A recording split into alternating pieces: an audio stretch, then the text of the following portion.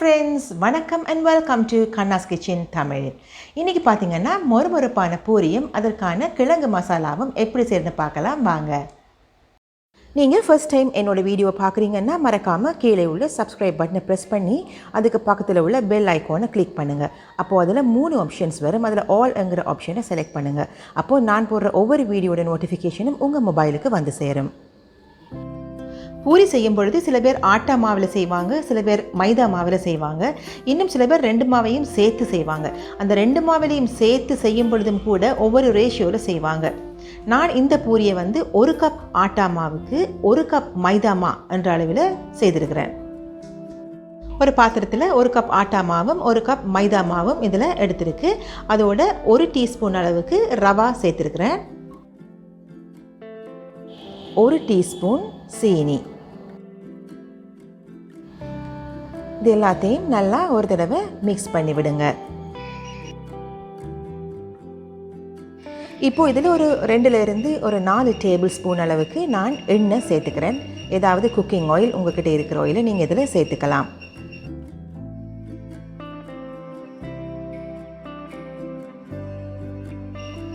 உப்பு வந்து தேவைக்கேற்ப இதில் சேர்த்துக்குங்க. இது எல்லாத்தையும் சேர்த்து நல்லா இந்த மாதிரி பிசைஞ்சு ஒரு போல் மாதிரி எடுத்து வைங்க. இது ஒரு 10லிருந்து ஒரு 15-20 நிமிஷம் அப்படியே ஊற விடுங்க. எவ்வளோத்துக்கு நல்லா பிசைறீங்களோ அவ்வளோத்துக்கு பூரி வந்து நல்லா வரும்.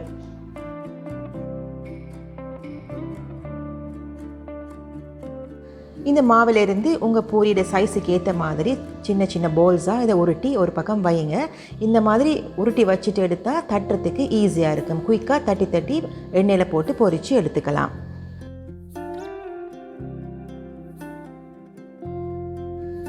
எல்லா மாவையும் இந்த மாதிரி குட்டி குட்டி போல்ஸாக உருட்டி வைங்க. 1 கப் ஆட்டா மா 1 கப் மைதா மாவுக்கு எனக்கு இதில் கிட்டத்தட்ட 12 பூரி வந்திருக்கு. எல்லா போல்ஸையும் ஒரு ரோலிங் பின்னை யூஸ் பண்ணி இந்த மாதிரி தட்டி வையுங்க. இப்படி தட்டி வச்சா பொரிக்கிறதுக்கு ஈஸியாக இருக்கும். இந்த மாதிரி நல்ல மெல்லிஸாக தட்டி வைங்க. அடுத்து கிழங்கு மசாலா கறி செய்கிறத பார்த்துட்டு நாம் இந்த பூரிகளை பொரித்து எடுத்துக்கலாம். முதல்ல பேனை சூடாக்கி அதில் கொஞ்சமாக எண்ணெயை சேர்த்துட்டு அதுக்குள்ளே ஒரு 1/2 டீஸ்பூன் அளவுக்கு சின்ன சீரகம் சேர்த்துக்குங்க.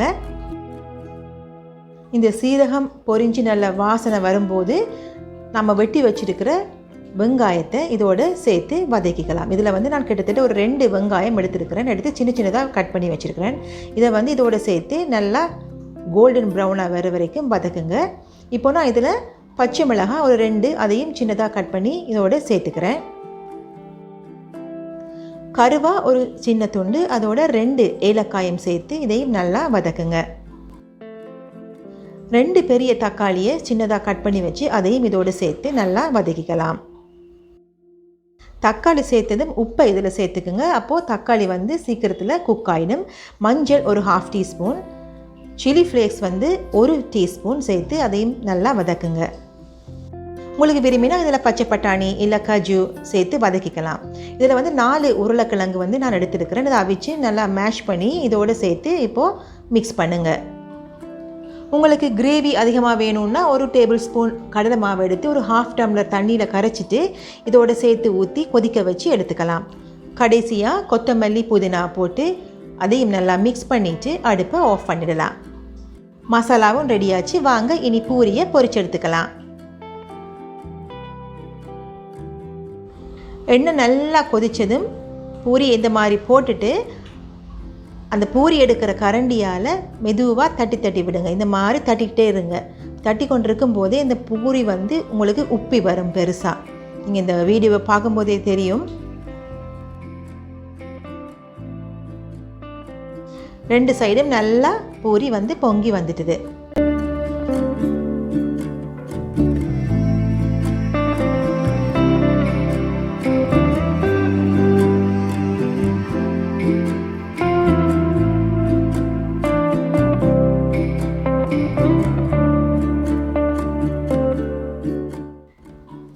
அடுத்த பூரியும் இதே மாதிரி போட்டு கரண்டியால் மெதுவாக தட்டி விடுங்க.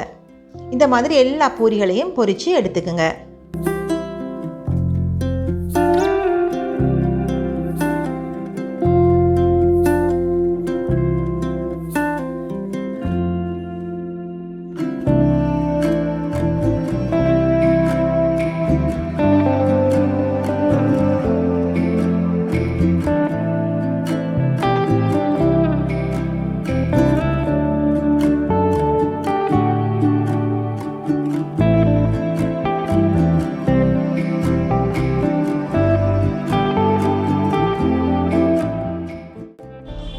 உங்களுக்கு இந்த ரெசிபி பிடிச்சிருந்தா லைக் பண்ணுங்கள், ஷேர் பண்ணுங்கள், சப்ஸ்கிரைப் பண்ணுங்கள்.